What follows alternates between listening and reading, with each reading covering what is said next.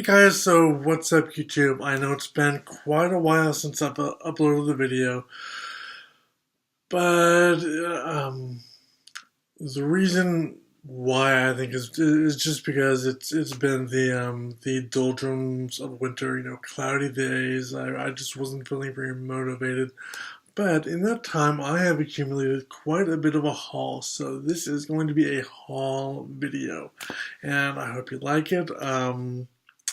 First thing I think I will show you is this. I ransacked our local video rental place because they are having a going out of business sale, and I got a bunch of DVDs for like $2 each. It wasn't that bad. Let's see. So I picked up Valley of the Sun. Never seen it, but it looks like a comedy. I dig comedies, but I really like movies that are in some way magical. Definitely horror. I love slasher films. Anything gothic, witchy related. Totally on board with that. Because tomorrow's my birthday, I'm definitely going to go out looking to see if I can find the complete box set to the series Salem, which I totally missed. It was just a badass show. Loved to death. And speaking of which, I bought The Witch. My mom couldn't stand watching it. She watched about half of it, and she had to go to another room. It really freaked her out. It actually ended up giving her nightmares. Let's see. The Rock and Hercules. Sinister 1. Sinister 2. One of the best new horror movies I've seen in a very long time. Extremely creative. Very well done. Had us guessing until the very end. My brother, who hates horror movies, was actually standing up watching it because he couldn't sit down. Yeah, my folks actually believe me for him not liking horror movies because they said that I forced him to watch scary movies when he was younger, and I don't know. I might have had something to do with it. You tell me. I bought an old occult movie, The Devil's Reign, starring William Shatner. I was spacing on his name. Daniel Radcliffe in the horns. I have a thing for really hot guys in horns. Maybe it's because of my personal devotion to the horn god. But I also have The Legends of Hercules, and the guy must have been hired for his looks alone because he cannot act worth a damn. Class of the Titans, which is a bastardization, in my opinion, of the original Class of the Titans. I also have Wrath of the Titans, because why not? I have the remake of Ben-Hur, which I've never seen the original. I've never seen this one, so we'll see what it's like. I'd really like to see the original. I love old movies from the golden era of Hollywood, but it's really hard to get a hold of those now. No one really sells them, and you can't find them streaming online. So that sucks. What about The Immortals, which is kind of a good movie. I really looked for Gods of Egypt, but they didn't have it. The ABCs of Death. I've never heard of this. It looks like an anthology type film. So I hope it's good. And Thor.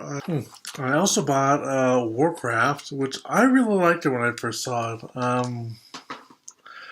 I genuinely hope they do a sequel to it because it was really kind of good. It reminded me of another movie I saw on TV twice. I don't know the name of it, but if anyone knows what this movie is called, let me know because I'd like to look for a copy. It involves a pilot from a space age travel type civilization who crash lands on a planet that's still sort of in the medieval era. It's got lots of references to Germanic Norse type mythology and deities, but it also has these creatures that are battling the entire time that sort of a luminescent glow, so these bright neon colors. So if anyone knows the name of that movie, let me know. I'd really like to look it up. But I also bought a favorite of mine, Stardust. Michelle Pfeiffer is gorgeous in this. Oh my god, she's just the most beautiful actress I think I know of. Hmm. And if you didn't never tried Peach Crush, oh my god, I totally recommend it. It's like my new crack. Okay, so the movies out of the way. I have been having a heyday at the half price bookstore lately, and the thing is, I've been finding books, really good books, that are totally misplaced throughout the store. They are on shelves that they really shouldn't be at. The shelves have no relation to the subject of the book at all. So I'm really glad that I'm able to find these books and really further my research in the book that I am writing, which is sort of a master class on the subject of herbal magic. And one of these books was The Hand of Destiny by C.J.S. Thompson, and he's written quite a few books. I have I think another one of his books somewhere around. But the thing about this book is, it actually materialized for me. Strangely enough, when I'm looking for a particular book, more often than not, it will just sort of materialize for me. Unless it's particularly rare, then I'm usually SOL and have to spend a little more money than I'm comfortable with buying it. But yeah, I had just asked my local librarian to get this book in for me because I'm cheap, and she couldn't find it anywhere through interlibrary, so she decided to buy it for me for the library, and I ended up finding it at the Harper's bookstore the day after, no, the day before it arrived. Actually, when I found this book, I was browsing through the metaphysical section, and there was someone else in the aisle with me. Don't know who she was. Anyway, we were sort of dancing around each other as I was browsing, and all of a sudden, my intuition drew me towards this shelf above her head that I had never really paid much notice to. I only know that this book wasn't there last time I was in the store a few days prior, because I clearly would have seen a big red book there. It wasn't, the other books there were black and blue. But my intuition totally drew me to that shelf, and then the first thing I saw was the cover, and then the title came in the book, and I'm like, "Hey, I've been looking for that book." So I pulled it down, and it was the exact book that I was looking for. Made a beeline out the store, bought it, all good. Another book I bought that was totally misplaced is the Lore of Spices. It contains a lot of information that I didn't even know about, which surprises me only because I know so much about the subject already that when I learn something new, I'm really impressed by that resource, and this is an extremely impressive resource. This actually happens to be in the cookbook section, and there's not a single recipe in it. Now, the other book I found at the Harper's bookstore is the Dictionary of Symbols, which was originally either a French or German book. This is the English translation of that book, by Hans Biermann. Yeah, I'm assuming German then. The thing with this book, though, is it wasn't where the other books on symbolism usually are, which is in the metaphysical area. This book was actually in the anthropology section, and if I had not just been browsing there one day, I never would have found it. So I'm really glad that I looked in an area that I don't look at too often, because the anthropology section usually doesn't have as large a turnover in terms of new books that are added there, at least not in my half-price bookstore.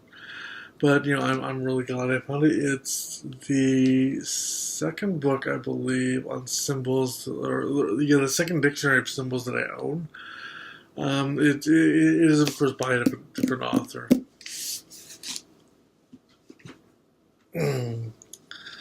Now, this book was a gift, and I really, really, really love it. It is Full of Heaven by Michael G. Lloyd, and if you haven't read it, I highly recommend it. It's an engrossing read. I've barely been able to put it down. I've only been able to put it down when I have been busying myself with other work, such as working on my own book on magical herbalism. The author was kind enough to um, give the person who bought it for me a hardback edition, which you can't buy anymore. My only concern with this book is, well, there aren't really any typographical errors. The only actual errors in the book are italicization where that needs to be there, and it's not. Like the names of magazines, articles, and books, things like that. But really, it's a fabulous book. My only real concern, of course, is the quality of the paper and the stock of the cover of the book, because both are extremely thin. The pages aren't quite Bible thin, but you can still see the text of the previous page through them, and pages the photos are printed on are ever so slightly warped. That's really my only concern, and I don't think that's something that the author is really able to help, which I can totally understand. I'm absolutely sympathetic to that. Honestly, I really would have liked to have seen this published by an academic press. If anything, it really deserved to have been published by an academic publisher, because it's that good. It's that important to the subject of pagan studies. Okay, so these next three books came to me from Routledge Press, and Routledge never sends me books, so I was really excited to get them. The first book is a reprint of an early antiquarian book from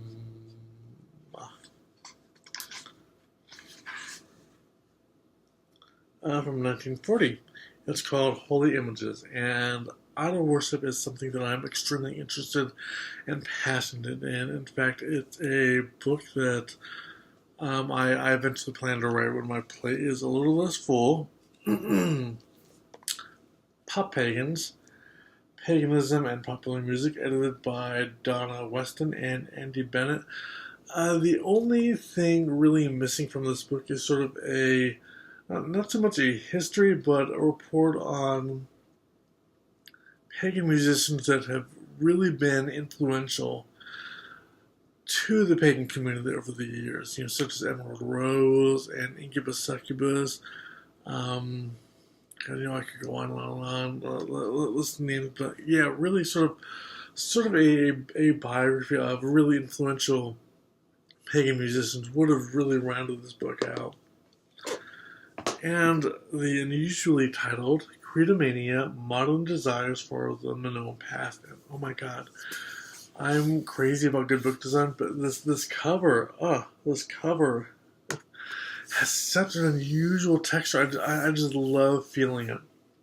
Anyway, it's edited by Nicoletta Momigliano and Alexandre Farno.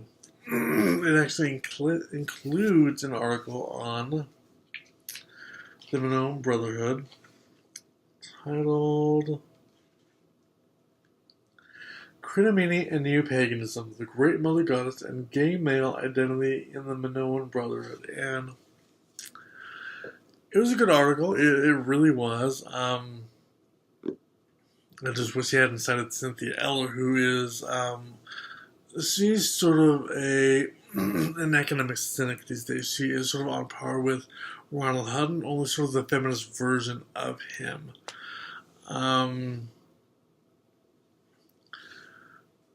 She wrote this ludicrous book called The Myth of Matriarchal Prehistory, in which she lumped in very centrist, middle-of-the-road scholars with extreme matriarchal feminists, which she titled